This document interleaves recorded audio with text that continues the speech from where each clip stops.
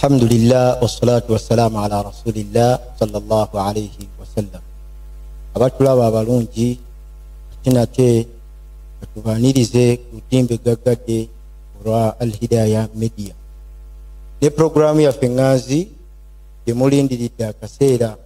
kulaba nti eddamu okulabikako eyitibwa Al-Bayyinat, kunnyonnyola ebyo byonna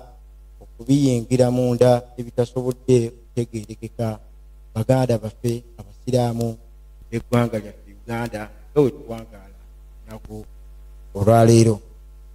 olwaleero tutambudde mukkirize kimbaleetedde basheekhe okubeera nti bannyonnyola ensonga ezimu ku ezo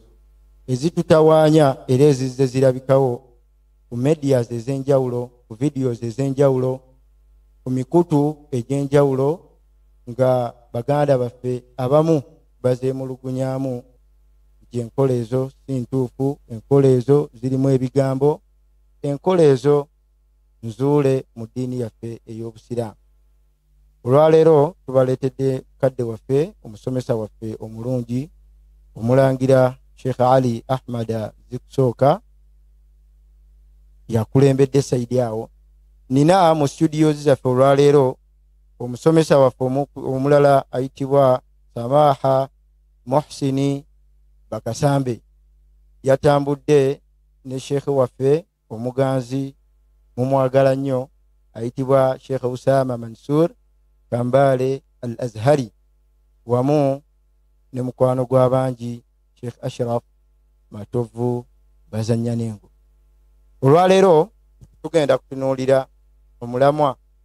oguli mu bintu ebingi ebitategeerekese mu mbeera gye tuziikamu abantu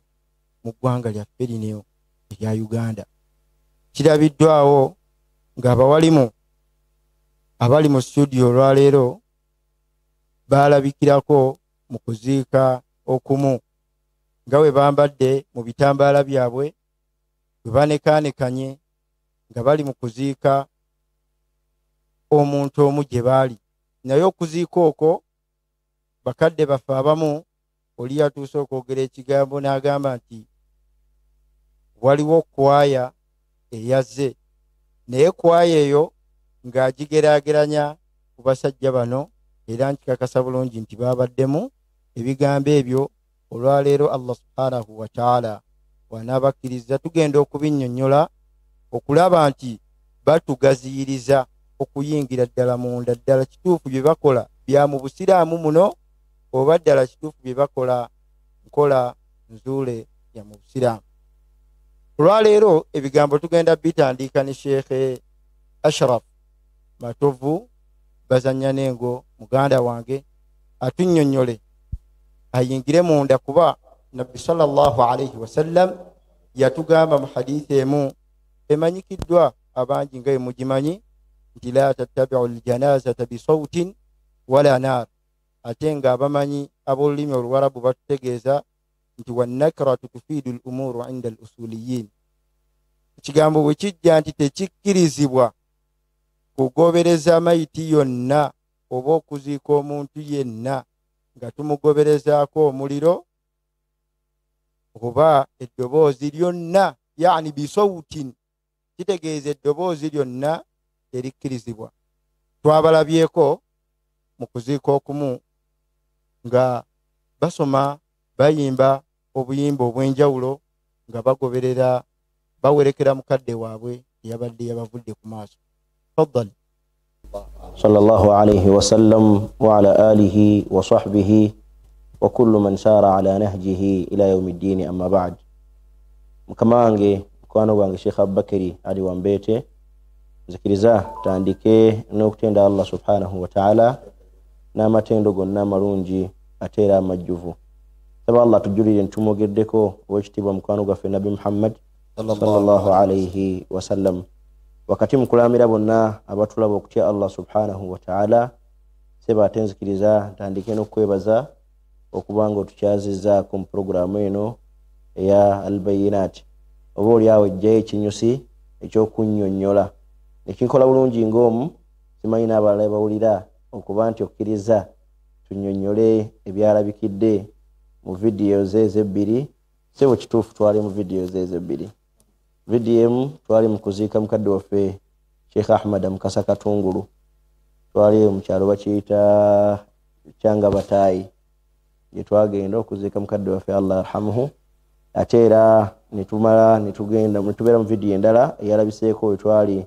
wa mukadde waffe Sheikh Shuaib Ndugge Masaka yadisi qadhi owe Masaka rahimahullah wa radiyallahu ta'ala anhu. Idhan ebigambo ne bibeera bingi nebikola bajji ku mitimbagano naye oba oli awo kyokoze njagala kukikwebaliza okuyita ffeffe nnyini abalabikidde mu video eyo okunnyonnyola ebyabaddemu anti omuganda aganti nannyini omufu yakwatewo nye onkoze bulungi katukwatewo wennyini wawunya inshallah oba oli awo okunnyonnyola tusaba Allah tabaraka wa ta'ala akkirize atuwe okwogera mazima ku nnimi zaffe Allahumma amin. Sheikh Abakari okuziika kwe twaziikamu era ebigambo bye twayogera kwe kuziika okusiraamu kwe kuziika okusiraamu manyi hadithi gy'osomye kugijiira naye tugenda kuginnyonnyola inshallah ate era naye ogitegeere bulungi naye okuziika kwe twaziikamu yenziika yaffe eyaba ahli sunnati wal jamaa abatambulira ku ddiini y'ekitiibwa Nabi Muhammad sallallahu alaihi wasallam enziika entuufu. Enziika eyo erimu ebigambo bingi erimu ebikolwa bingi naye nsaba Allah tabaraka wa ta'ala akkirize atusoose okukoona ddala ku ebyo byennyini ebisinza okuleeta ebigambo ebingi naddala ku mitimbagano. Simanyi sebo waawo ndagira okutandikira naye nga nze ng'omu ndirede kuwonawo ngamba ntandikira wano inshallah. Sebo emabegako awo ensonga eno tetandise ku mulembe bal waliwo kadde waffe Allah musiime musaasire byamusobako yali former Supreme Mufti wa Uganda mubereberye Sheikh Zubairi Soweidi Kayongo qaddasallahu sirrahu al-aziz we yali aziikibwa entimbe za TV nyingi zaaliyo MTV timbe gagadde waliyo NBS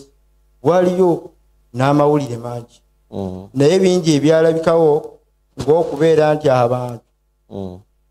maiti ya Sheikh yali ereetebwa naye nga waggulu waayo bagibiseeko ekitambaala Sheikh kye yayambalanga ng'ebitambaala byammwe bye mwambadde olwaleero ekyakomaawo wabula baayimba obuyimba nga baziika omubiri gwa Sheikh nga we mwakoledde ddala nga muziika Sheikh Mukasa ekyanga Batayi ebikola ebyo ebifaanaganako ebyo kikkirizibwa njagala otandikire ku ngoye ezo naddala ebitambaala omuntu byabadde ayambala kijja kitaate ne biteekebwa ku janaaza ye. Sheikh Abubakari buli ayagala kitaabullah wa sunnati rasulillah sallallahu alaihi asembere tutambule naye tugenda kusoma hadith buli ayagala kitaabullah wa sunnati rasulillah sallallahu alaihi wasallam so muganda nti twagala kitaabullah wa sunnati rasulillah tayeb. Sheikh Abubakari ekisookera ddala Sheikh Zubairi okumuziika mu kitambaala kye eyo nkola se yatandikira ku ye wabula nkola ey'abatukulembera abalongoofu wa ala ra'sihim sayyidina Muhammad sallallahu alaihi wasallam nga ne waggulu wa bonna mukama waffe Nabi Muhammad sallallahu alaihi wasallam. Ekisookera ddala Sheikh Abubakari bitambaala bino bye twambala olwaleero yali nnyambala Nabi Muhammad sallallahu alaihi wasallam. Omusomi yenna w'ebitabo nkakasa bulungi akimanyi era asomye kutubu dalail kutubu shamail kutubu siyaru ayasoma ku bulamu bw'ekitiibwa Nabi Muhammad sallallahu alaihi wasallam akisanga nnyo nti mu mbeera ze sallallahu alaihi wasallam mu byambalo bye yayinangamu ebitambaala ebyasobola okumanyikwa bibiri. Yayinangamu ekitambaala ekyamanyikibwa nga al-imama abamu bakiyita amama kyesibanga ku mutwe ntegeregese olwaleero tulina baganda baffe abakisiba ndowooza bazikirikalenge ne waffe tulina bashekhe kibanga bano batera nnyo kisiba abasomera e Yemeni bahabibu Yemeni abo bakisiba nnyo kitambaala ekyo yali nyambala Nabi Muhammad sallallahu alaihi wasallam naffe tusaba Allah kitugondeze tusobole okukituukiriza ntegeregeza. Tayib jajja wa Sheikh Ali yakisibanga tayib kituufu Sheikh Ali zikusooka yakisibanga ekifaananyi kyatulaze kyekyo n'abajungu te asulani yeri ennyambala yaabwe ne basajja bakulu wano olwaleero balina ennyambala eyo ntegeregese nga mukadde waffe sheekh abdulmalik lukwago ntegeregese ennyambala eyo yokusiba ekitambaala ku mutwe nabbi sallallahu alaihi wasallam yakisibanga kitegeeza okwambala ekitambaala sunna thabita an sayyidina rasulillah sunna thabita sunna nywevu ku nabbi muhammad sallallahu alaihi wasallam sunna yokubiri mukambala nabbi muhammad sallallahu alaihi wasallam kweyambalanga nabbi ainanga ekitambaala kibayita alburda ekitambaala ekyo nabbi muhammad sallallahu alaihi wasallam yakyambalanga ebiriwaya ezimu zigamba ala katfaihi ku bibegabega byombiriri nga gwe bwokyambadde olwaleero ntegeregese nyambala eyokubiri ngobanga sheikh ali bwakyambadde obanga sheikh samaha bwakyambadde ntegeregese wa amma enyambala eyokubiri yenyambala nabbi muhammad sallallahu alaihi wasallam yakitekanga ala katfihi yakisulanga kuki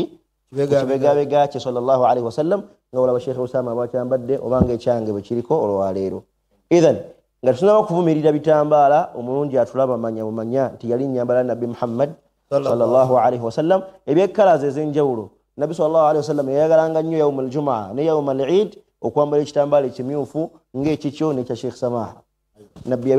yabyambalanga nnyo sallallahu alaihi wasallam mu nnaku ezenkulu olunaku olwejjuma n'olunaku olwaidi ntegeregese ate mu mbiramu buno obwa bulijjo nabbi muhammad sallallahu alaihi wasallam yayambalanga nnyo ekitambaala ekyeru n'ekitambaala ekya green nga hadithi bwe zajja ezo hadithi zajja ala tawatur hadithi mpitirivu ezogera ku kitambaala ky'ekitibwa nabbi muhammad sallallahu alaihi wasallam abawangala naye naddala min sigari sahaba mba sahaba abato nga sayidina anas bn malik radiyallahu anhu sayidina abdullah ibn abbas radiyallahu anhu sayidina jabir ibn abdillah n'abalala bali myaka egyo emito ntegeregeze be basinga okutubulira nabbi muhammad sallallahu alaihi wasallam tebo yafaanananga ojja kwesanga hadithi nyingi naddala fil musnad ya imam ahmad ibn hanbal n'ebitabo ebirala nga batulaga nti nabbi muhammad yabyambalanga sayidina anas yagamba fi musnad hadithi ya imam ahmad bwe yagireeta فأتيته وعليه بردته صلى الله عليه وسلم نبي ننسجا جاري nga ayambadde ekitambaala kye ekitegeeza nabbi yakikola ki yakyambalanga nekitakoma mu kukyambala bwambazi mu bulamu no bwa bulijjo bal kuffina fiha sallallahu alaihi wasallam nabbi bamuziika mu bitambaala bye kankusomera hadithi nga bweri nabbi sallallahu alaihi wasallam bamuziika mu bitambaala bye an sayidina abdullah ibn abbas radiyallahu tabaraka wa ta'ala anhu حديث فوق سيدنا عبد الله ابن عباس رضي الله عنه والحديث أورده إمام أحمد في المسند إمام أحمد بن حنبل يفرمي حديثنا في المسند مجلد يقولنا بيجي بسات مكومي ناقام أنت إسناده حسن وجيجي رواية رلونجي وجيجي رواية حديث رلونجي يقام سيدنا عبد الله بن عباس رضي الله عنه كفن رسول الله صلى الله عليه وسلم في بردين أبيضين mu bitambaala bibiri ayagala sunna nabbi sallallahu alayhi wasallam kuffina fi burdaini abyadain yazikibwa oba yazingibwa mu burda ze mmeka biri nga njeru ntegeregeze size zokka wa burdin ahmara n'ekitambaala ekirala nga kyaki nga kimyufu ng'ekyo kyolina kitegeeza nti arrasulu sallallahu alayhi wasallam yasooka okuziikibwa mu bitambaala bye nga sheikh zubairi qaddasa allahu sirrahu alaziz nebwe yazikibwa mu biki mu bitambaala bye idhan okuziika okwo bakadde baffe abakulambanga balina engoye zaabwe ennungi ze baziikwangamu kyalabwa nga kiva ku nabbi waffe omulungi muhammad sallallahu alayhi wasallam n'abalala mu basahaba ridwanullahi alayhim baatuuka n'okugenda bamugjako engoye ze sallallahu alayhi wasallam baziikemu abantu baabwe ntegeregeze ekyo mmanyi bamashayikhi bajja kutuyambako mukyo mu kukigaziwamu njagadde okujja ekifaananyi kyekitambaala mu ntandikwa ya programu eno kyekitambaala kitwambala yenyambala ya nabbi muhammad sallallahu alayhi wasallam temwakijja ku bakadde bammwe sayidina jafar sadiq radiyallahu tabaraka wa taala anhu at-tayyar sayidina jafar sadiq ayina ekigambo kirungi nzikiriza nkyogere mu lutuula luno yagamba nti man tahaqqaqa bidhahiri rasuli fahuwa sunniyun wano gyatutegeera abasunni bebaani yagamba nti man tahaqqaqa bidhahiri rasuli fahuwa sunniyun ebigambo bino za imamu abu nuaim fi hilyati alawliya wa tabaqatu alasfiya yabireeta nga sayidina jafar sadiqi agamba nti man tahaqqaqa bidhahiri rasuli fahuwa sunniyun omuntu yenna alwana na kunguluye nayambalanga Nabi Muhammad sallallahu alaihi wasallam natambulanga Nabi Muhammad sallallahu alaihi wasallam nalyanga Nabi Muhammad sallallahu alaihi wasallam nasikanga Nabi Muhammad sallallahu alaihi wasallam nga byonna ebyokungulu byafaana Nabi Muhammad sallallahu alaihi wasallam fahuwa sunniyun omuntu oyo abeera mu sunni abagoberera ddala enkola. Nsuubira nti bwenjogedde ekigambo ekyo tumaze okukkaanya nti fe abalina ebitambaala yeffe basunni ensonga kinagenda nti fe ahli sunnatu waljamaa. Otututte nnyo emabega gaawo omwalimu omu agamba bawalimu banne nti mwegendereze nnyo buli gwe mulabanga muwalimu ng'ayambadde ekitambaala vidiyo ye togiraba. Oyo nno gwe mulina okwegendereza kubanga oyo abasindiikiriza obajja kuba ahli sunnati waljamaa. Mugamba atuweeyo atahaddaahu atuweeyo hadithi emu walau dhaif kebeere nafu kale kebeere nga mawdhu kale yagijiweteke bw'aba alina obuyinza obujweteka ku nabbi ekigambo ngevumirira ekitambaala kino. Nsobola okuwa hadithi esukka 10 ezoogera ku bulungi bw'ekitambaala kino n'okulaga nti Nabbi Muhammad sallallahu alaihi wasallam yakyambalanga bal Nabbi Muhammad sallallahu alaihi wasallam yakikozesa nnyo n'okukiwa basahaba ridwanullahi alaihim ng'ekirabo mu mbeera ez'enjawulo nga Sayyidina Ka'b ibn Zuhair bwe yajjawa Nabbi Muhammad sallallahu alaihi wasallam n'amuyimbira ebigambo ebirungi Nabbi yakola ki? Nabbi sallallahu alaihi wasallam n'ajjako buruda ye n'agimuwa ng'ekirabo. Oba basahaba omulembe gwa Nabbi sallallahu alaihi wasallam baali tebalina ssanda mwebaziika. Ekyo njankireke Sheikh Ali ajja kukiddamu. Sheikh Ali ajja kukiddamu. Kusalawo agaye nti ekitambaala kino ngoye zaaliwo kuba Nabbi Muhammad sallallahu alaihi wasallam fi lhadithi sahih fi lhadithi as-sahih yatugamba nti alaikum Nabbi sallallahu alaihi wasallam yagamba albisu albiyda min thiyabikum. Yoza hadithi begamba mwambale ebyeru mu ngoye zammwe wakaffinu fiha mautakum ate muziikemu n'abafu bammwe. Ntegeerekeza ekitegeeza nti olugoye Nabbi Muhammad sallallahu alaihi wasallam yatuma abantu okuziika nga sallallahu alaihi wasallam lwalinga lugoye lweru era naye yazikibwa mu ngoye enjeru mmeka? Bbiri sallallahu alaihi wasallam bal nimwongerako n'ekitambaala kye kimyufu sallallahu alaihi wasallam. Ndowooza nange ekyo n'ekitambaala kyange kimujja okulaba mu kiraamo kyange inshallah mujja kukinteekamu. Ekitambaala ekyo naye nakyo kukaaba naye nakyo ku ntaana y'ekitiibwa Nabbi Muhammad sallallahu alaihi wasallam mbadde nakyo mu mbeera nnyingi bwe muli kitanga mu kiraamo kyange inshallah kimwerabiramu kukiteekangamu. Katono nnyo nga tunabagenda kukibuuza tukkiriziganyiriza nti ffe basunni Sheikh Abubakar awantu awo mbulamu ate nkusomedde hadithi onsomedde hadithi ayagala kitaabu wa sunnatu rasulillah wetuli wano tugenda kwogera kitaabu wa sunnatu rasulillah era n'okukulaga nti yeffe abasalafu abatuufu inshallah. Awo nno tukyali abatulaba abalungi tukyatambulira ddala bulungi. Kikkirizibwa Sheikh okuziika omuntu mu ihramize butereevu ziyakolera mu hijja butereevu bwe kibanga Nabbi sallallahu alaihi wasallam aziikwa mu bitambaala bye nsuubira nti ihrami min baabi awla okuba nti omuntu aziikwamu. Sheikh Ali alina kyagamba. ekikukakasa nti kikkirizibwa kwe kuba nti omuntu yenna afiiridde mu mikolo tayambulwa. Sahih. Afiiridde mu mikolo egya hijja oba umra n'amala afa nga muhrim tayambulwa. Ezo zengoye ze zigenda naye muzaziikwamu. Ngoye ezo zitera kubeera engoye bbiri. Zengoye ze kikkirizibwa okuzongerako olwokusatu oba ezo zennyini. Wano hadithi eraze nti Nabbi sallallahu alaihi wasallam bamuziika mu ngoye 3 era omusajja tumuziika mu ngoye 3 era miziba. Sheikh Ali kyekisinga obulungi okuziika mu ngoye 3 nesi kisinti kirina kubeera ekyo kyokka. Abatulaba balungi abawali mbatutegeezezza nti si ntandikwa. Sheikh waliwo alhamdulillah wassalatu wassalamu ala rasulillah sallallahu alaihi wasallam waliwo tetuli okubuusa amaaso naye nkakasa ffenna mbwongo bwaffe tukiina. Lwaki omuntu eyakolera hijja mu hiraami ye ayagala bagimuziikemu? Era lwaki omuntu abeera n'ekitambaala kye kino kyayambala ng'agenda okusinza Mungu we ayagala bakimuziikemu? Lwaki omuntu ayinza okubeera n'olugoye lwe olw'enjawulo ng'agamba nti bannange bwenfa luno olugoye lwe mba mukola ki?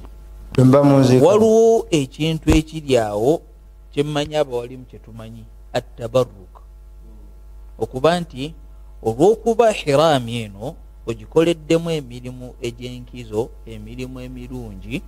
oyagala ofuna emikisa gyayo. Basahaba abasaba nabbi abawe burda zaabwe nga baagala batabarrake bafune emikisa n'ekyambalo kya nabbi olw'okuba naye agenda kolaki kukyambala. Ndooza ahadithi nyingi nnyo eziraga nti basahaba baali baagala okufuna ebintu bya nabbi lwa mukisa, si kuba ye nabbi kennyini mukisa. Oli ayinza okugamba mugamba tabarruku timusaba nabbi omukisa, nedda, kulwa nabbi kwe tufunira omukisa kuba ye kennyini ye mukisa yenga ye. Olwo sahaba bwe mbaseerabiddemu ngo erinnya ngezizza ku disika naye liganya okujja mu mutwe, eyajjawo nabbi Muhammad sallallahu alaihi wasallam namugamba ya Rasulallah, badde nkusaba ojjeko ewange obeeko ekifo ky'olonda osaalire mu nnyumba yange. Ekifo ekyo woonaasaalira kifuule ekifo kyengenda okukola ki okusaalirangamu. Nekira Sheikh Ashrafu ayina ekigambo kyayogedde ku Abdullahi ibn Ubay ibn Salul, mutabani wa ibn Salul. Taata yali junior, omwana ayina amanya ge gamu n'agaani n'agaataata Sheikh Ali Ahmad Zikusoka ono Ali Zikusoka junior oli senior oliye alma naam sebugenda man Allah atukumira abaana baffe. Amina ya Rabbi. Omusajja ono sahaba ono amala okufiirwa kitaawe kuba ye yali sahaba nga yakkiriza nabbi naye nga taata we ye kabaka yakulembera abannanfuusi bonna kuba nga we kyalabikawo wali erinnya ndijjukira mu siira omusajja ono yamalirira n'okwagala okutta kitaawe nabbi n'amugamba bal ahsin ila abika wa ahsin suhbata, longoosa eri kitaawo ebyokumutta ebyo imaani kaali ezo abantu zetera okubeera nazo ezitagasa. Sahaba ono naye imaani kaali eno yagiina nabbi n'amugamba nedda yali yagala kutta kitaawe, enkunta amiran biqatlihi famurni, ti bw'oba obadde oyagala kumutta nze kenyini bw'oba okolaki bw'oba olagira mutta nabbi tugenda kuva ku mulamu salla ala rasulillah Allahumma salli ala rasul. Kyenjagalamu yesebo nti sahaba ono kitaawe olwamala okufa n'agenda ewa nabbi n'amugamba ya Rasulallah, badde nkusaba obeeko ekkanzu gyompa kuzimu ku ngweze ennungi ngende nziikemu ani. Olw'okuba sahaba ono amanyi nabbi nti rajul mubaraka. olina kyotuwaddaawo sookoddemu hadithi nti sahaba yagenda ewa nabbi namugamba Rasulallah, taata wange afudde naye mbadde nkusaba ezimu ku ngoye ez'okukkanzu ku byambalo bibyoyina baako kyompa ngende nzingemu ani kitange. Olw'okuba sahaba ono amanyi nti nabbi musajja ali mubaraka, agamba tumanya Allah ayinza okusaalisirira kaani kuba kitaawe yali alaga obusiraamu n'obutali buki. Nabbi era kye yakola n'akwata ekkanzu ye ekyambalo kye n'akiwa Abdullahi n'amugamba genda ozinge mu kitaawo. Nabbi n'amugamba n'ekinene tibamumala omumuzinga mumpite nkole ki musali. Naye kikyenjagalamu nti okuba nti oli asalawo n'agamba nti bannange munziike mu burda yange eno, abatayawukanye na sunna kuba burda eno kiyingira mu lugoye ate era burda eno bamalayika ba Katonda bano betuba tugenda okusinkana mu kaburi nabo batonde, era abamu bamanyi n'embeera zaffe ze tutambuliramu muki mu nsi. Kati omuntu toyinza kubeera na burdayo gyokoleddemu ojambala ng'ogenda okusinza Mungu, ojambala ng'ogenda kukola emirimu emirungi kolera Allah. notegomba bagikuzinge mutomanya eyinza okubaako obulungi bweyinza okukola ki kulwayo okubanga eyinza okubaako obulungi bwekola ki tekiteekawo kigambo nti nufaddil alkafnu bilburda ala kusaana tetutegeeza nti oli okuzinga omuntu muki mu burda kyekisinga oli omuzinga muki musanda abatulaba abalungi ng'okyakomyeko njagala kutegeeza abatulaba nti ebigambo by'abawalimu bano byonna be bavunaanyizibwa ku bigambo byabwe naye kino njagala kitegeereze nga tetunaba kugenda wala nti omuwalimu yenna avunaanyizibwa ku kigambo ky'abayogedde yengomu naye wabula tavunaanyizibwa ku ggwe kyotegedde kyoba otegedde mu bigambo sheekha ayinza okusomesa nga wasomesezza olwaleero n'agaa nti nabbi sallallahu alaihi wasallam bamuziika mu bitambaala bye bibiri ebyeru n'ekimyufu oli n'ategeeramu kike n'agaa nti kikkirizibwa okuziikibwa mu ssanda nga myufu zonna oba kikkirizibwa okuziikibwa mu suuti nga wokyogedde wali n'ogaa nti yajja eri nabbi saa sallama ubayi abdullah ibuni ubayi n'asaba nabbi saa sallama ekkanzu oli n'agaa nti nange banziike muki entegeerayo njagala ereme kukwatagana na bigambo bya muki kukontagana na bigambo bya muwalimu ekirungi kyetulina ebigambo byaffe tetwogera byaffe wabula tutuusa kitabullah wa sunnati rasulillah byabo abatusinga okutegeera ebigambo bya Mungu bye bayogera tenaviiriddeko okulaba nti mu lutuula luno mbayita nga we mwabaddeyo mu mbeera eyo nga tugenda ewa mukadde waffe Sheikh Ali okuziika kwonna mulembe guno tuwuliramu simanyi oba kitandiise mulembe guno gwammwe bavubuka oba kyatandika ku mulembe gwa dda emabegako eyo obusiraamu nga bwakajja mu Uganda oba kyatandiise mu makkati mu kyasa kino enkola ey'okujja nga twogera ebigambo bye tuyita ebirungi mayita ereeteddwa tuyimiridde ate ng'era waliwo abantu nga baba baleeta mayiti takola tayimirira asigala nga waali mayiti emaze okuleetebwa tumaze okusaalira esswala y'omufu tujja gigendamu mu maaso awo naye kyenjagala sheekhe atugaziirize ebigambo bino bye muyita ebirungi la ilaha illallah la ilaha illallah la ilaha illallah muhammadu rasulullah ne mutwala mayiti mu mbeera y'okubeera nti mwogera kalimatu shahada kiki muba mutegeeza mu ekyo era kiki mukijjawa kiki kiyamba omufu ate nga hadith nabbi sallallahu alaihi wasallam alaga nti agaana okugobereza mayiti yonna bisawutin walana olina kyeyagala okusooka okijjogerako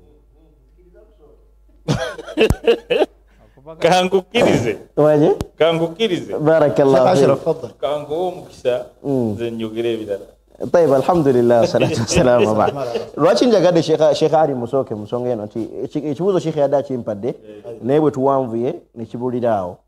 طيب Sheikh Abubakari n'abalungi abatugoberera batulaba ensonga y'okutambuza omufu waffe nga twogera ebigambo ebifaanaganako ekyo la ilaha illallah n'ebigambo ebirala abamanyi bajawukanamu ebigambo bibiri njagala kwogera ebigambo amaana ilmiya ntegerekese ebigambo bimeka bibiri baina almujizina walmaniin wakati wabagamba nti kikkirizibwa n'abagamba nti ekikola ki tekikkirizibwa ntegerekese abagamba nti tekikkirizibwa baina hadithi yennyini Sheikh Abubakar giwasomye hadithi eyo nabi sallallahu alaihi wasallam yakyogera lunwe sallallahu alaihi wasallam n'agamba nti la tuttaba'u aljanaza bisawtin wala nar omufu tagoberezebwa ddoboozi lyonna wadde omuliro gwonna. Ntegerekese hadithi eyo weeri era abamanyi bangi ne bagiyimirirako wakati mu kuba nti hadithi eyo si ntuufu. Wadda kyoninzeemu nina omwalimu omugwe nawuliraeyo si ntuufu ng'ate nze gye ndi. Subhanallah, omwalimu ati oba oyagala obutuufu bwayo nga tugikusomera bisanadi ayina illa ayina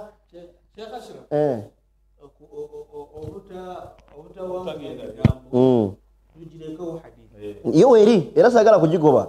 naye njagadde okugyayo ekigambo kuba ngenda kusoma hadithi eno. Lwaki ngambe nti hadithi nafu Sheikh Samaha nti tugenda kusoma hadithi endala nga nazo si ntuufu, zonna ziri mu dalaala erimu hadithi zonna nafu. Ntegeregese naye newuunya nti abamu bakwatayo eno yokka ne baleka endala. Abamu bambi bayinza okuba tebamanyi akamogo kubanga omuntu amanyi neyesiba ku eno endala naziteerako ettaka. Amaana ilmiya zonna kuzisoma okubeera nti eyo gye wategeera nekunoga era hadithi weeri Sheikh Samaha nze saagadde kugigoba hadithi hadithi weeri naye mu lujegererwayo hadithi eyo mu lujegererwayo mwe muli akamogo akagireetera okubanga siiki fena lwatusomye ku ilmu ya mustalih alhadith. Ntegereka hadithi bwejja sayidina Abu Dawuda al-Imam fi sunan yagireeta n'amanyi wa hadithi abalala naye kyeyini yayegamba nga sayidina Babu ibn Umair agamba nti haddathani rajulun min ahli al-Madina an abihi. Hadithi eno njijja ku musajja omu ku baawangaalira Madina. Ntegerekese nga naye agijja ku kitaawe. Ekyo musawo kya hadithi emaze okunafuwa kubanga ona waba agijja ku kitaawe ng'agijja kuwani ku musajja agijja ku kitaawe ng'ate kitaawe naye ajja ku Abu Huraira. Kitegeeza nti yali sahaba. Ntegerekese sahaba yani ya Abu Huraira hadithi mu ali Abu Huraira radiyallahu tabaraka wa taala anhu. Bana babiri omusajja ono ne kitaawe tebamanyikiddwa ekifula hadithi okuba nti hadithi nafu. Ntegerekese naye hadithi endala ezajja eyo hadithi mu Sheikh Abubakar gye mulina abagamba nti kikkirizibwa okusoma la ilaha illa Allah nga tutambuza omufu. Naam. Nasruddin Albani rahimahullah. هذا الحديث من ضعيف أبو داود naji dhaafa waliwo mugwe nawiddaga nti wal hadithu sahihun obwo bulimba teri mmanyi nawa hadithi yakyogera wallahi tumumanyi. Sheikh Ashraf Allahumma salli ala mbadde saba kamalirize kano Sheikh Ali hadithi ra'ayi esooka yeyabagamba nti tekikola ki tekikkirizibwa waliwo abalala bagamba nti kikkirizibwa naye nga balina hadithi. Ntegereke ffe ate ffe tetulina emu kuba Sheikh Abubakar yasomye atya emu naye hadithi endala al-Imam Ibn Adi fi al-Kamil hadithi yagireeta n'abamanyi abalala hadithi nafu. al-Imam al-Dhahabi fi Mizan al-i'tidal naye hadithi yagikola ki yagireeta. Sayyidina Abdullah ibn Umar radiyallahu tabaraka wa ta'ala anhu yagamba lam nakun nasma' min rasulillahi sallallahu alayhi wa sallam wa huwa yamshi khalfa al-janazati illa qawla la ilaha illa Allah mubdiyan wa raji'an. Hadith weeri naye lwaki temugisoma Sheikh Abubakar anti nafu ate eri gyewasoose okusoma naye erimu obunafu. Ani maneja Sheikh Abubakar yakkiriza nti hadithi naye gyasoose okusoma nafu neeno nafu. Nabbi yagamba Sayyidina Abdullah ibn Umar yagamba lam nakun nasma' min rasulillahi sallallahu alayhi wa sallam tetwawulirako mubaka waffe Muhammad sallallahu alayhi wa sallam wa huwa yamshi khalfa aljanazati ng'atambulira ku jeneza oba mabega w'ejjeneza. Ntegerekese bagenda okuziika illa qawla la ilaha illa Allah okujjako ng'ayogera ekigambo kya la ilaha illa Allah. hadithi jegereza lam nakun nasma' tetwawuliranga kitegeeza nabbi yakyogera nga bakikola ki nga bakiwulira. Ntegerekese ekigambo kya la ilaha illa Allah mubdiyan wa raji'an mu kugenda ne mu kudda. Ffe tukyalwana tukomyewo sunna y'okukikomyawo kuba kati abantu bakyalina obunafu tebakizza ffe bakitwala la ilaha illa Allah la ilaha illa Allah la ilaha illa Allah Muhammadur Rasulullah bakikozesa mu kugenda naye mu kudda wakyaliwo obunafu. Ntegerekese kubanga tugenda mu kuziika buli amala okuziika yavaayo. Eyo hadithi yagendanga akyogera ne mu kuvaayo nabbi yakikomya yakomanga wakyogera sallallahu alaihi wasallam nga hadithi bwegambye. hadithi eyokubiri nga tonnaba kugire ebigambo njagala kufundikira Sheikh Ali ajomulundi gumwangatte naye teweerabira nti wano ewaffe Uganda tumaze kati emyaka gagenda nga 34 ng'ebigambo ebyo twabidibya olwa hadithi yaffe ate gyonafuyiza olwaleero ekyokubidibya ekyo kya Sheikh Ali yamanyi taarikhi w'okudibya enkola eno kuba bakadde baffe gye baaliko. hadithi eyokubiri Sheikh Abubakar وعن أنس بن مالك رضي الله تبارك وتعالى عنه توقع كتاب والسنة وتلك كتاب والسنة. وعن أنس بن مالك رضي الله تبارك وتعالى عنه إمام الديلمي حديث يجف رميا سي في الفردوس سيكا والإمام جلال الدين السيوطي ناجريتا مجتمع جيشماني كدوانغا الجامع الصغير انتقرقس سيدنا أنس بن مالك رضي الله عنه يقام قال رسول الله صلى الله عليه وسلم من يقرأ يقام بكوا الله أكثروا في الجنازة ميتريزي نيو ممفوم قول لا إله إلا الله تجامب لا إله إلا الله مچي تشيتريزي نيو ممفوم نبي أقامي صلى الله عليه وسلم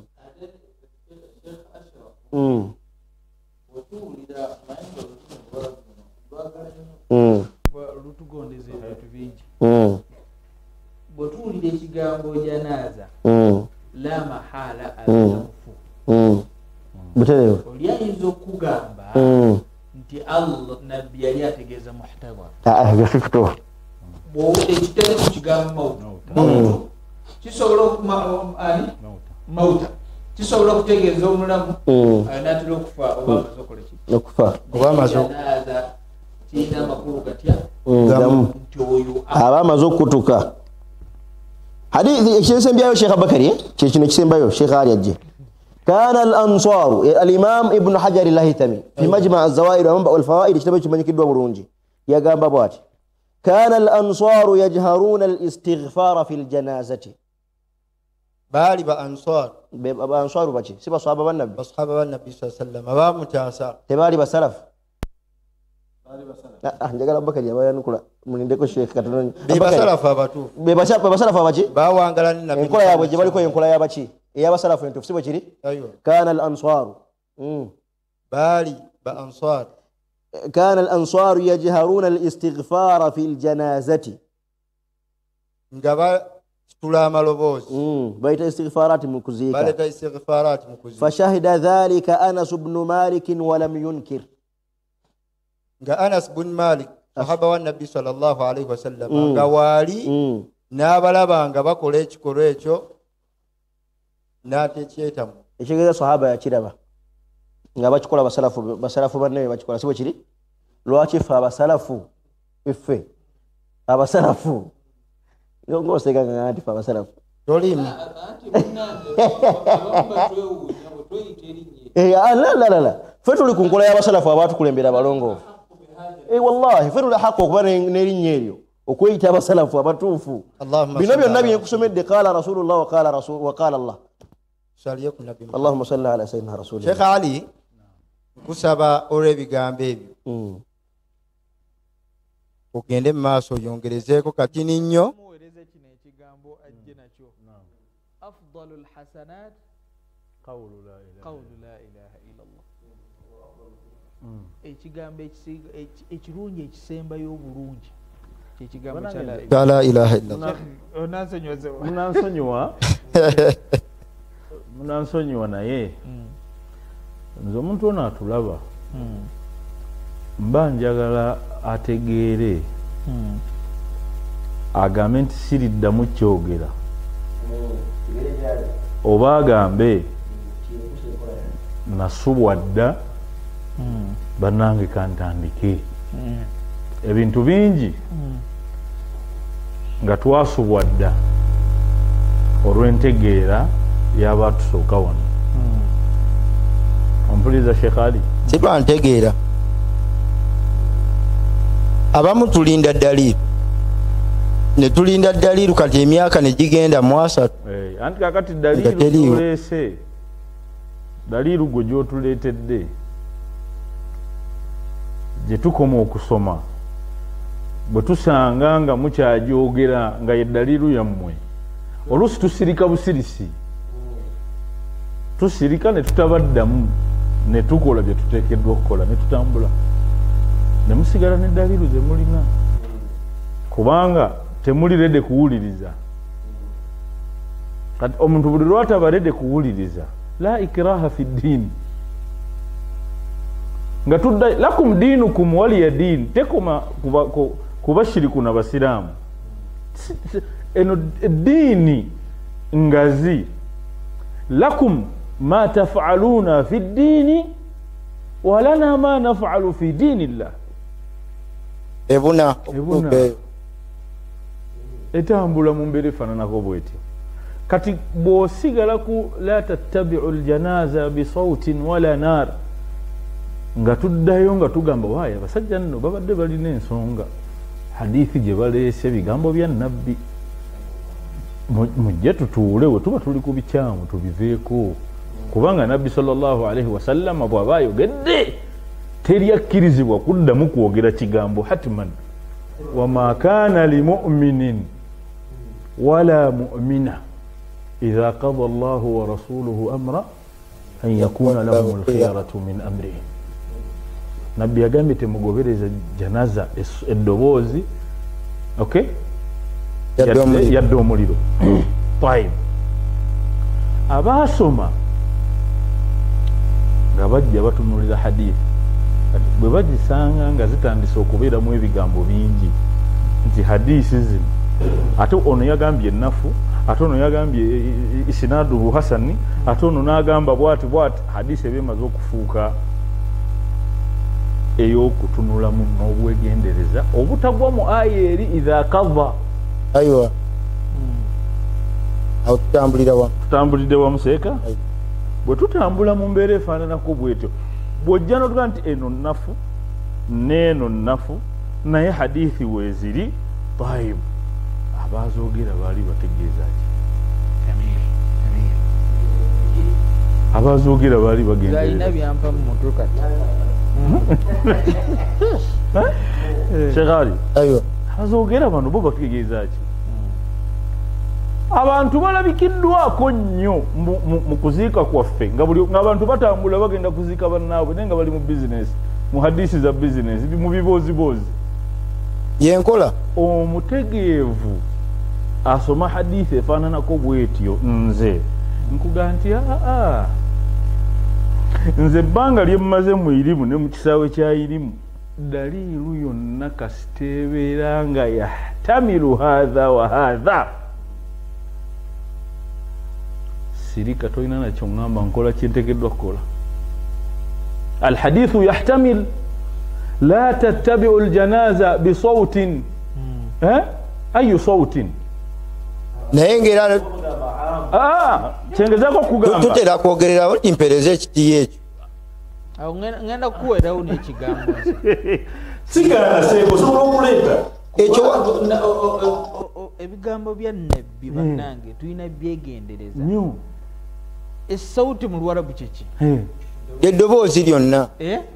lwaki nabbi teyagamba temugobereza bafu bammwe na bigambo n'agamba ddoboozi ebivamu amaloboozi bingi waliwo abaziika nga bakuba nga bagenda bakuba enjuki kyezikola nga zirina we zikuŋŋaanye biba ki osobola obitegeera tosobola bigambo ebimu bye bavuunula n'eddoboozi abatusinga otutegeera oluwarabu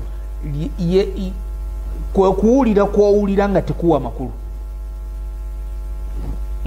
marhaba kitegeeza abantu yekerere ekolebwa etasaanidde nga bw'ogiwulira tosobola kujjamu kigambo nti ekigambo ekyogeddwa kyekino tetuwulira bye mukole ennaku zino eddoboozi eritasaanidde mu kifo ekyo naam ekabusaamu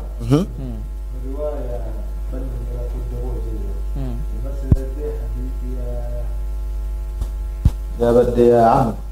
yabadde mbikudde wano zaamu neziri ku nsonga ezisinga zaamu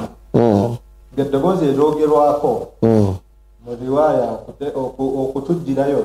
eddoboozi eryogerwako bisauti ayo hadithi mu riwaya ezimu atutegeeza nti naiha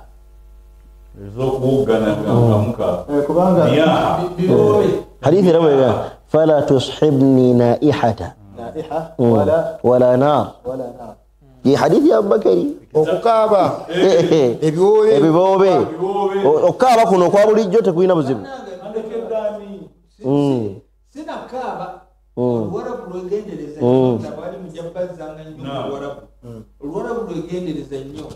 nabbi amugambye ata la tushibni naiha bibobe kyenjagalamu wano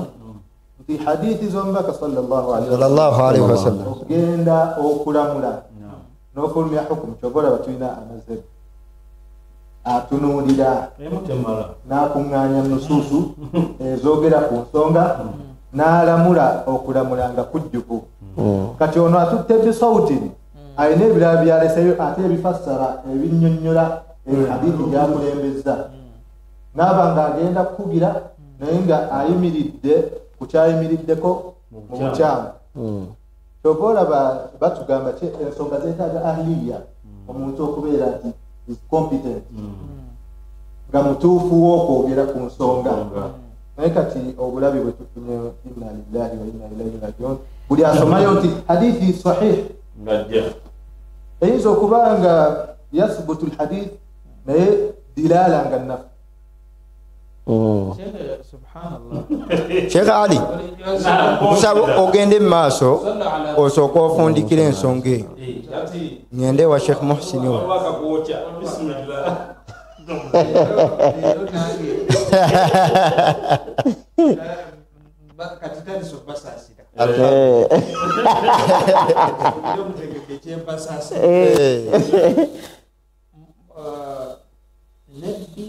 sallallahu alaihi wasallam giyaka ng'atiiriddwa mutabani we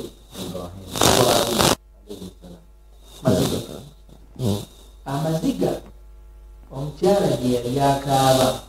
nga nabbi amasanze namugamba esibiri nago maziga aga nabbi gakkirizibwa ag'ono gaganibwa lwaki aga nabbi gakkirizibwa kuba nabbi yavaamu maziga ag'ennaku agava buli muntu yenna ng'alina ekimutuukibbwako nga kinene ag'omukyalo oli gagatta ennaku ne gagattibwako n'ebikolwa ebitakkirizibwa ng'ebigambo ondekeddaani kaana kankamu nkubye omuggo era nze gwolabye ag'ono ne gaganibwa aga nabbi ne gakola ki tukole kiyasi tugeraageranye ku ddoboozi n'amaziga gano oba basahaba ridwanullahi taala alaihim amaloboozi ge mugezaako okutwanjuliranga bayogeranga la ilaha illallah naye mukama ate eya nabbi yawulikise lam nakun nasma antuseeka kati bwe tuba nga tulina bye twogera bw'otandika okwogera ebigambo ebifaananako bwe bityo mu maaso gaffe oba toli ku levu yakwogera bigambo mu ddiini bulungi kuba ekifaananyi kizze nga kiraga nti Sheikh Ashraf kyatuwadde nti baayogeranga kakati effe tugaa nti ekigambo kino la ilaha illallah kya buli kaseera eri ayagala okwesiima kya buli kaseera eri ayagala okwesiima kubanga biha tujaddadu liman jaddidu imanakum la ilaha illallah muzze bujja obukkiriza bwammwe mu Allah nga ku nnimi zammwe buli kaseera kuyitirako ekigambo la ilaha illallah kakati mu kiseera ekisinga okubeera ekizibu ye muntu ng'afiiriddwa omuntu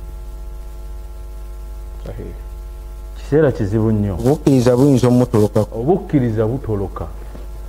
n'obeera ng'omukyalo ono gwatunyonyodde n'otandika okubuuza Allah kye wamukola nakukola ki, n'otandika okubuuza mukama wawo Allah jalla jalaaluhu lwaki nze. ebigambo ebifaananako bwe bityo law sahha alhadithu wa thabata raf'an wa tawaturan byali badde biganiddwa era biganibwa kubanga mu hadithi nabbi yagaa niyaha eri haramu qawlan wahida kubanga eyawukana n'okuyimirizaawo la ilaha illa Allah. ekiri ekigambo al-aynu tadma walqalbu yahzan wala naqul illa ma yurdi llah. tulina kyetwogerera ekiseera ky'okufa wala naqul illa ma yurdi llah. nabbi sallallahu alaihi wasallam yali asobola okugamba eyo hadithi shekhe wabewagisoma bajimvunulira kati njagala kugamba nabbi sallallahu alaihi wasallam kugamba nabbi Nuh jalongaziriza abatulaba bano abalungi kituufu bannyonnyoke ennyini gye ntandika nayo nti kyovola mbadde ngamba oli nti gwe bw'oyogera bw'otyo tumanya levoyo kati ne tumanya nti oyo tetusobola kwogera naye bigambo anti mu bantu bemusomesa naye ebigambo alina waali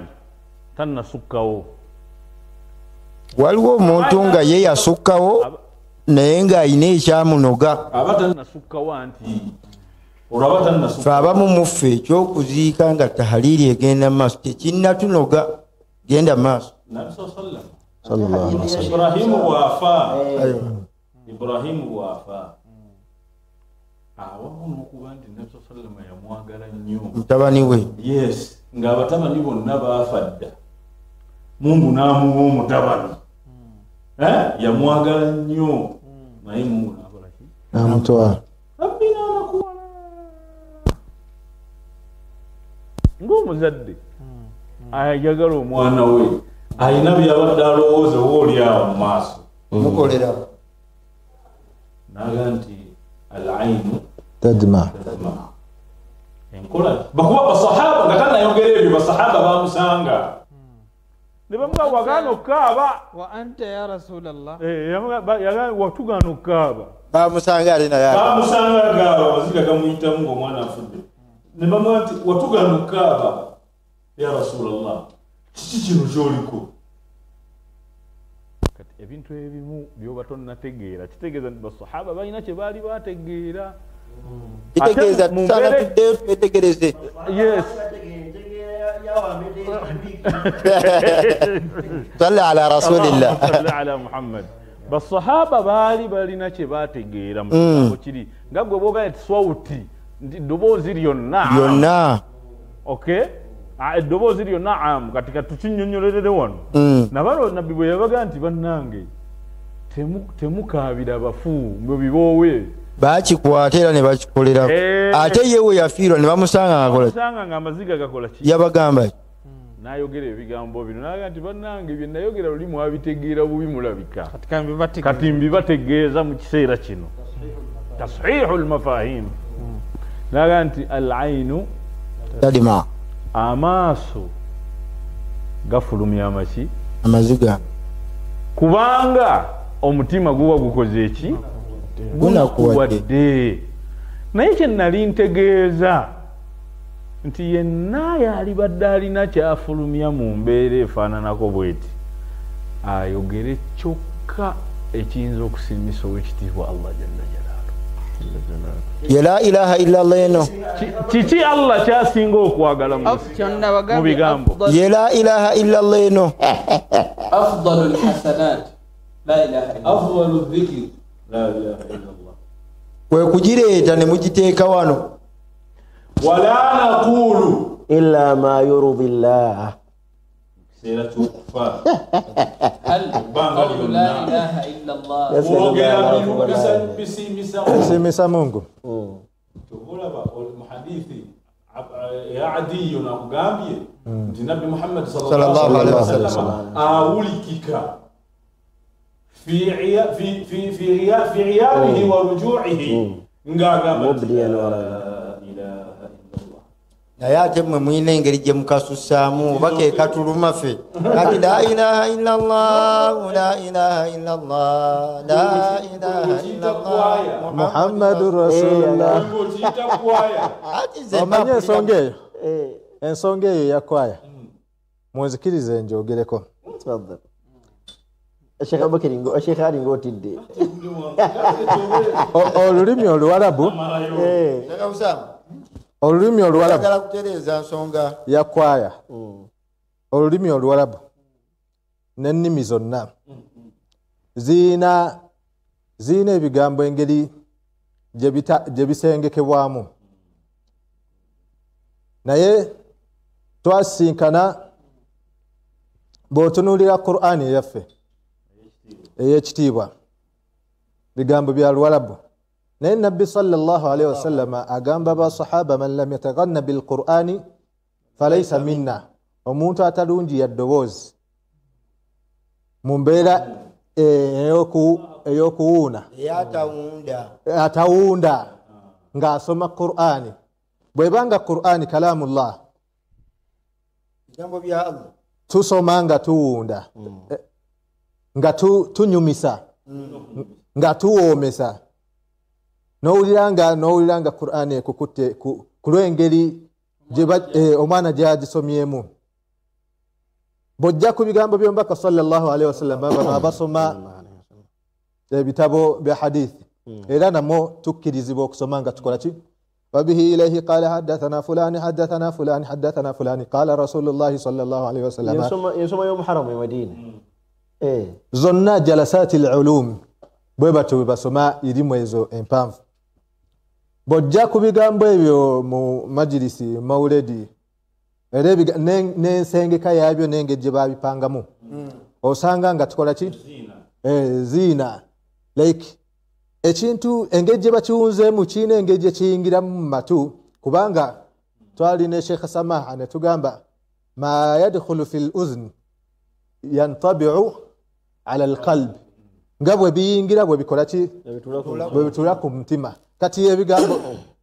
nze jjukidde akagambo Misiri omu aba alina gwatambuza batuwalisti nawulira adhaani nga mpundire bulungi mu ddoboozi eddungi. omujama nambuuza what's that, namugamba okukoola kw'abasiraamu nga bayita eri eswala.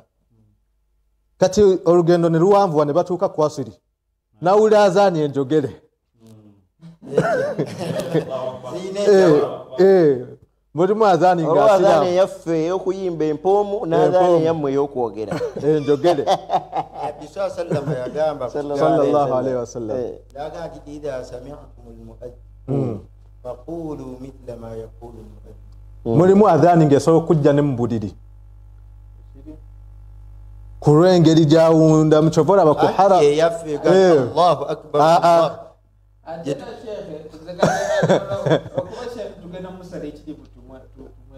tamam muada zaffe tuwano mu Uganda tulina ada gye twateekawo mukanya nange oba muganda naam eno Allahu akbar eba yaki y'abatujju y'abatujju. Kyengera Sheikh Katononyo buli asala omuntu agamba atya Allahu akbar ne batema omuntu w'emutwe takbira eraga nti tuliko kyamaanyi era y'amaanyi ne wajja Allahu akbar Allah ne muyidi mwennyini yammwe yabali ba muceere mukanya gundi zammwe muba musiba binaala byammwe awo ne muteekawo ne lahani eno kuno okuwoomesa kuno akaseera ketubeeramu kabeera kaseera kanna okukkiriza nzikiriza nti tahaliri yeerabika ntuufu si yeerabika yo ntuufu naye kano ako tubadde tukyajja katukawunzi amasoko malize ensonga eyo katumalirize anzijukiza ne mutakibira zaidi muwulira engeri gye tukola ki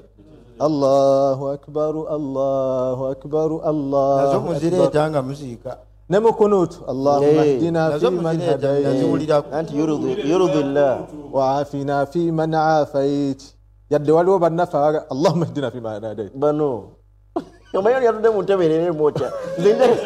njagala entebe yale bekujeteeka abantu abo abalungi munsaasire kyendiko wano nkiwa nammwe kyemuliko saidini kati tubizzeeyo wali ewaseeka nga tonnakomawo katuwunzike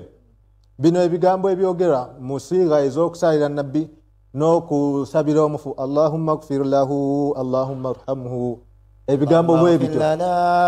Allahumma arhamhu ebifaanaganako ebyo si kwaya ate subhanallah ndowooza bannaffe abatamu ebigambo ebyo ndowooza neyo ebibi bye tubyogereramu naye batamu ebaluma ate abamu yetuli munda mwandibyogedde naye esinga okuleeta obuzibu obunene ennyo gye bali okubanga ebigambo ebyo tebabisoma kibuuzo Sheikh Samah kuba ebigambo ebyo kikkirizibwa okwogera ebigambo ebyo mu lizimu gye mubireeteramu ulira kati obuzibu mu usul fiqh tujja kugamba gwagaana gwabatuleetera butereewo obujulizi obugaana obujulizi nze mba nina buleeta ekyo weekiri bwekiri kati gweleeta obujulizi obukijjawo bomba buleeta zikaali ate genda maaso Sheikh nkomewo ku kigambo nsigaze eddaka ntono mu bufunze ng'obumbabumba kigambo ekikulu tamam la ilaha illallah wala naqulu illa ma yurdi llah llah byonna bye twogerera awo ffe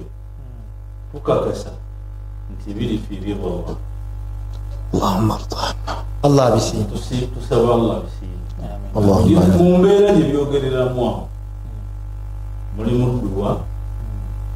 mulimu n'ebigambo ebyamakulu bingi era bw'onooba obyagala seeka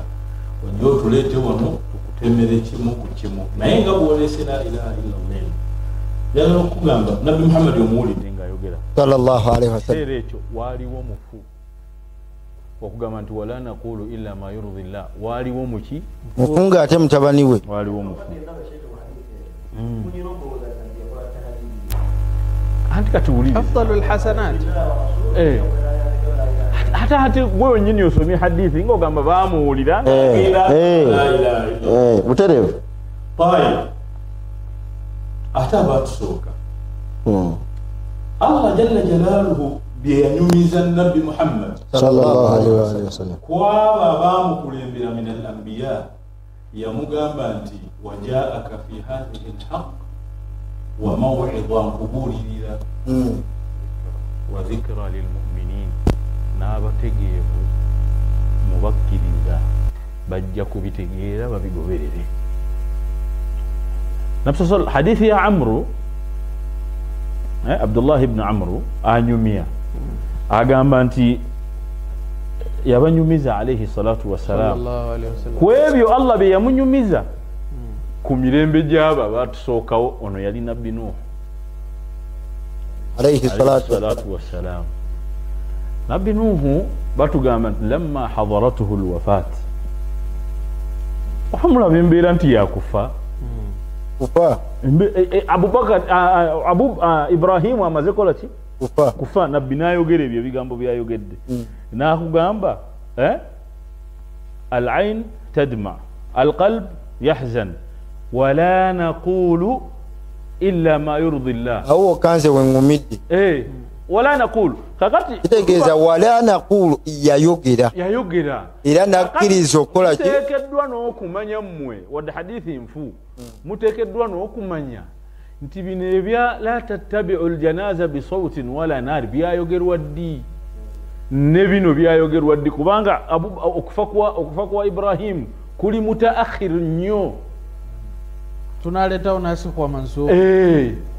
tosobola kwogera bigambo ng'ebyo tebikuli mu mutwe bw'oba oyogera ki oba muwali muki you don't have any competence mbina oteekwa okumanya nti bino byayogerwa ddi na bino byayogerwa ddi then ojja otugambe nti eno yejjawo kino because bingi nnyo birabise kakati kino bino byebisembayo bino byebigambo ebisembayo Ibrahimu yafa ddi Ibrahimu yasembayo okufa ku nabbi Nuh Ibrahimu afadde mu myaka gino egy'ekikulu ddala nga nabbi yakuze we yamufunira nga nabbi yakuze seeka ali mu evening of his life adde eri Allah jalla jalaalu tegereka bulungi bajama n'ayogera ebigambo ebyo naye nti wala naqulu yetuteekeddwa okwogera wano byebisimisa Allah. Nuhu afa yayita batabani be bonna halatil wafa kiseera nga obudde bwe bukoze ki buwadde n'agamba mutabani we namugamba nti inni qasun alayka alwasiya nkulamira kati kino amulamira nno tahali kiraamu ekyekiragiro kiraamu inni qasun alayka alwasiya namugamba nti usika bithnataini wa anhaaka an ithnataini agenda kufa amugamba nkulamira bibiri nkwewaza bimeka bibiri namugamba nti usika bila ilaha illa Allah agiramira mwana we baana babayisa abakuŋŋanyiza. Omanyi Nuhu yafuna ekizibu n'omwana oli bambe n'atayagala kiddemu kulabika ku bano. Nabbi Nuhu yafuna ekizibu n'omwana oli kati agamba omwana olwo namugamba nti mwana wange usiika bila ilaha illa Allah kulamira la ilaha illa Allah. dalalatul alfaz في علم الأصول هذا القول ينجر من بنتو بنو ومانغا ينجر من بنتو كيري عام الخاص عام غاتيبونا ينجر من بنتو كيري مطلق غازي ينجر من بنتو كيري مقيد سيتي سيبي سيتي غالي ما يعلم أنت أوصيك بلا إله إلا الله في حالة كذا فحدد owana muhaddad namugamba nti wano naye amugamba nti mwana wange ngenda naye byonna agamba usiika bila ilaha illa Allah kisooka agambye nkulamira la ilaha illa Allah ekyokubiri uliriza amugamba nti fa inna as-samawati as-sab'a kubanga amagulu omusanvu wal aradina as-sab'a n'ensi omusanvu law wudi'at fi kiffa bwe babaera nga bazikutte ne baziteeka ku kibatu kya minzaani ekimu wala ilaha illa Allah ne bakwata la ilaha illa Allah nayo ne bagiteeka mu kibatu ekirala la ilaha illa Allah yandizitoyi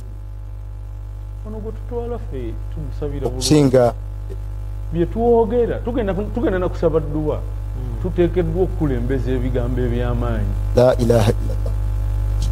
naddamu namugamba nti fa inna as-samawati as-sab'a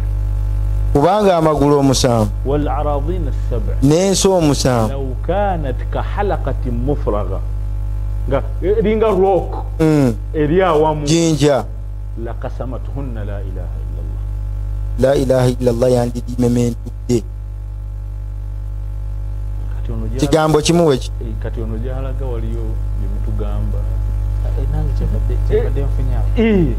kyembadde nfunyawo ono gyalaga waliwo byemutukola ki byemutugamba biki malayika enzito la ilaha embeera ezito ono agaira as-samawati as-sab'a wal aradini as-sab'a law kanat ka halaqa ebigambo bino nabbi Nuhu yabyogera bigambo omwana muganda la qasamatuhunna la ilaha illallah la ilaha illallah yandimementudde olwazi olwo nyamba ogikozesenga nnyo njikulamidde kati agimulamidde agikozese paka wa Mungu asiime abasajja abagiramu kitegedde agikozese paka wa kitaawe bwafa atandike kati nga totandika nakati nga sinakola ki ne bwefa ne bwoba onziika ne bwoba ovuddeyo mpaka ate nawe era olikola ki naye nga la ilaha illallah tekuvudde ku mumma ogenda kundeetera okutuusa ekiramu olidde sheekhe قل لا إله إلا الله amugamba wa usika bisubhanallah wa bihamdi kulamira ekyokubiri ekigambo subhanallah wa bihamdi fa innaha salatu kulli shay'in kubanga yedduwa ya buli muntu gyateekeddwa okola wa biha yurzaqul khalq era ku yo Allah kwagabiririra ebitonde. namga ekigayi kirala nti wa anhaka an shirk era nkuziyiza bino ebibiri abimaze kati ali ku bibiri byamugaana. wa anhaka an shirk wal kibr nkwewaza ashirk okugatta ku Allah subhanahu wa ta'ala wal kibr n'okwekunya. kakati abantu abajjanga bagamba la ilaha illa Allah bashiri kyekigambo ekiyingiza omuntu obusira. kiburi eno sheekha gyeyogeddeko subhanallah erabikira ne mu kufa kw'abantu. abantu khatima esobola okusomwa oli afudde bambi ne bamusomera khatima nosanga kuubwa ng'atudde watudde asazeeko nosalako ebyo temuli. ekigambo ekyo abatulaba abalungi nga nfundikira ebigambo byange olwaleero mukkirize ogenda kuggalawo. ngenda kuggalawo ate sinaba kumaliza ngenda kuggalawo. salla ala rasulillah salla ala rasulillah sinaba kumaliriza nga nzigalawo olutula lwaleero. kyembaddeyo kimala bwe tutuuse mpulira njagala nzigalewo ate saagala kuggalawo. Sheikh Samaha tujja kutandikira ku kibu awo. njagala okutandika ne Sheikh Muhsin oyo eddaka emu asibule abatulaba abalungi. Allah alhamdulillah wassalatu wassalamu ala rasulillah sallallahu alaihi wasallam.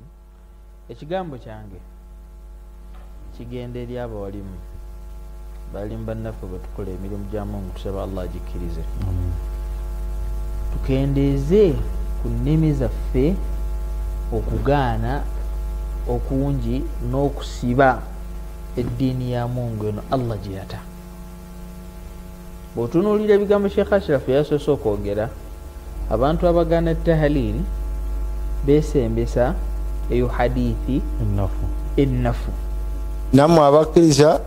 mwesembesa nnafu. naye ne tufuna hadithi. nze mbadde nkuwa nnuufu mbadde nkuwa ntuufu. ya Ibrahimu ntuufu kundikira kundikira salla ala rasulillah. ne tufuna hadithi entuufu fenna gyenkakasa nti tukakasa obutuufu bwayo. wala naqulu illa ma yurdi llah. tetulina kyetwogera okugjako insha Allah. tahalili eno gyetwogera nga tuwerekera omufu bw'oba togyagala gireke. naye tukusaba mukuleka kwogendo leka n'emboozi yonna egikwatako emboozi yonna. asazeewo okuziika ng'asirise ajje ng'asirikidde ddala. teri byawe umpe enamba yo mugijjeeko. nze misiri gye twasomera eyo nina embeera gye nalaba ngamba misiri nga baleese omufu. bwe babeeranga nga batudde bonna nga basituka nga bakola akagalo kano la ilaha illallah la ilaha illallah la ilaha. buli omu waali abasinga obungi. kati tahalili eno bwe bakutekutebenkeza giregere ddala. ozeewo gireka leka n'emboozi eyingiramu okunyumya kwonna. ti munnange biri bitya ti munnange ebyo byonna kola ki barakallahu fik bireke. Sheikh Usama ina fe kyetujjamu nti okulamula kwonna bw'oba olamula ku nsonga olina kubeera ekisookera ddala nga osaanidde mu kubeera ng'olamula ku nsonga eyo. so hadithi emu bbiri tekumalira kulamula n'otuuka n'okuggalira. tamam. ekyokubiri bwe tuba twawukanye nze naawe mu ntegeera oba mu bigambo byonna, bw'oba nga oyanukula kuba bwe tuba twogera mu bintu bya irimu kiba kitegeeza ogenda kwanukuza ki irimu. yanukula mu mbeera ya irimu si mu mbeera ya sukhuriya kujeja na kwogera bigambo bitasaana ate ku level ng'oli ku level omanyikiddwa nti level gy'oliko nnene. wal kibr oba oli omusanga nga twawukanye ku tahlili tugiyimirizaawo ye tagiyimirizaawo n'atuuka n'okujeja tahlili n'ajeja ekigambo ekizito ate ng'okujeja ebigambo bya Mungu n'omubaka we sallallahu alaihi wasallama bikujja muki n'atuuka n'okukwata ekitabo ekyo n'akola ki siddiini obusungu obungi naye ng'okumanya kuki kutono. So tukwate empola kubanga fenna kyetulwanirira kutuusa meseji ya Mungu n'omubaka we faqula lahu qawlan layyina la'allahu yatadhakkaru au yakhsha. Naam, barakallahu fikum. Nzikiriza mbadde njagala kukoona ku hadithi ya sauti male enfundikire jagala andi otogiyingiramu. Tayib, ekigambo kya sauti Sheikh hadithi gye tusomye olwaliro gitambuliddeko gwe giwatuwadde Sheikh Abubakari n'oyogera ekigambo n'ogamba nti amun ogambye otya annakiratu tufiidu al-umum kituufu eyo qaida ntuufu naye ekigambo annakira tufiidu al-umum tewerabiranga nti waliwo al-amu bwejjanga eri makhsuusu amu lwejjanga erina takhsiisu yaayo. Bigamba Sheikh hadithi ze basomye zonna zituwa nti eno kituufu amu naye bino ebikola ki mulimu ebivaamu ntegeregeze nti amaloboozi naye si gonna ntegeregeze okwongattiraako hadithi nga nagenda mupa ekitiiyo nabbi yagamba sallallahu alaihi wasallam hadithi Abdullah ibn Umar yagamba nti swawtaani mal'unaani fi dunya wal akhira amaloboozi abiri Allah yagakolemera ku dunia ne kuki ne ku nkomerero mazamirun inda ni'ma okuba emireretu nga tufunye ekyengera nabina gati warannatun inda musiba nakuba ebiwobe kigatte ku bigo bya Sheikh Ali nokuba ebiwobe nga tufunye ebiki ebizibu ebyo biddayo mu kigambo ekigamba nti eddoboozi Nabbi sallallahu alaihi wasallam yatugaana ly'eddoboozi ery'ebiki ery'ebiwobe. Eddakiika yange mu nga ngikozesa njagala kuteera ekigambo kya bya Sheikh Usama. Ife mu daawa yaffe gye tulina olwaleero tukkiriza nti Sheikh Samaha ayinza okuba alina vulugu ng'omuntu mungi ebyo la yuhimmani ana nze tebinkwatako ntegeregeze okuba nti mubbi okuba nti mutemu okuba nti mwenzi okuba Allah biteeke wala naawe naam naye njagadde kwera kifaananyi bisobola okubeerawo ku muntu ng'abikola ki ng'abirina. Nze mu daawa yange nyinza okumanya nti Sheikh Samaha musi nga bambi yakoze tawba ejjo Allah yamusonyiye nze nensigala nga nkikola ki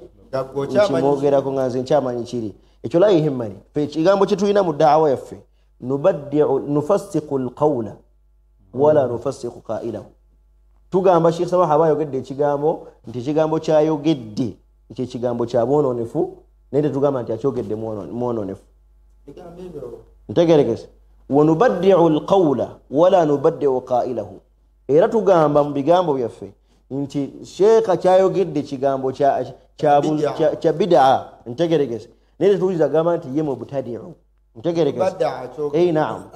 wa naqulu bikufri alqawli la bikufri sahibihi wala bikufri sahibihi. Tuyinza okugamba nti kyayogedde kya bukaafu naye tetugamba nti oyo mukafiri. Naam, omuntu ayinza okugamba nti ana rabbukum ntegeregese. Nze ng'omusiraamu abashayikha ffe bali batuzaruga nti ekikulembera ku gwe ng'omusiraamu iltamisu lahu udhra muterewo ekisonyiisa abadde asoma aya ntegeregese naye gwe ogamba nti subhanallah omusajja mushrik yeeyise Katonda temwamuwulidde ntegeregese. Idhan naqulu ffe abasiraamu ekisooka ogamba nti omuntu oyo adde asoma aya ana rabbukum asulu ly'omusiraamu wabula tuleme kujja na muliro ganti mukafiri ogwo omuliro ogwo omungi ogwo oguliwo olwaleero gwe tutalina kola ki. Idhan naqulu bikufri alqawli tugamba ekigambo kya bukafiri wala nukaffiru qailahu naye tetugamba nti yakyogedde mukafiri. Ebyange ebyolwaleero abatulaba abalungi mukkirize twebaze abawalimu abamaseeka abasobodde okubeera naffe olwaleero. Ekisembayo kino kigenda gye muli mmwe abatulaba olwaleero kolagane n'abantu bonna okusinziira nga we bali wabula tuleme kubeera nti tukolagana n'abantu nga ffe we twagala babeere. Buli muntu yenna, buli musiraamu yenna tegeera nti yakkiriza Allah subhanahu wa ta'ala ne Nabbi Muhammadin sallallahu alaihi wasallam, nawankubadde nti muyina bye mutakkanyaamu mu ntegeera, tekibaawula kubeera nti bw'oyagala kumukaka ategeere nga ggwe. N'olw'ebigambo ebyo, Allahumma jal jam'ana hadha jama marhuma wajal tafarruqana min ba'dihi mu'ayyadan ma'suma wala taj'al fina wala ma'ana wala baynana shaqiyan wala mahruma wa salli wa sallim wa barik ala rasulillahi sallallahu alayhi wa sallam walhamdulillahi rabbil alamin. Wassalamu alaykum wa rahmatullahi wa barakatuh.